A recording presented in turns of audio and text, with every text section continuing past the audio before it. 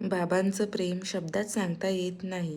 Good morning मंडळी, welcome to my mini blog day 11. आज घरून काम असल्यामुळे अवीनी सकाळीच लॉग इन केलं. पप्पा ऑफिसचं काम करत आहे असं दिसल्यावर पिल्लूने पण त्याचं काम करणं चालू केलं. आम्ही छान नाश्ता केला.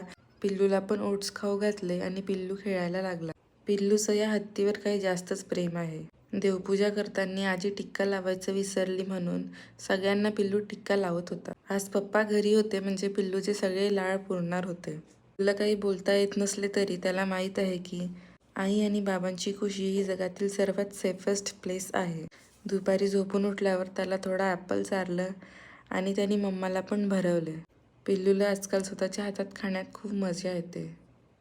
मी पण त्याला खाऊ देते म्हणजे त्याचं तो खाणं शिकणार.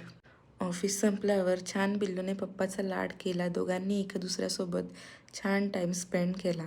या दोघांना पाहून खरंच खूप छान वाटतं. मला पण माझ्या पप्पांची आठवण येते.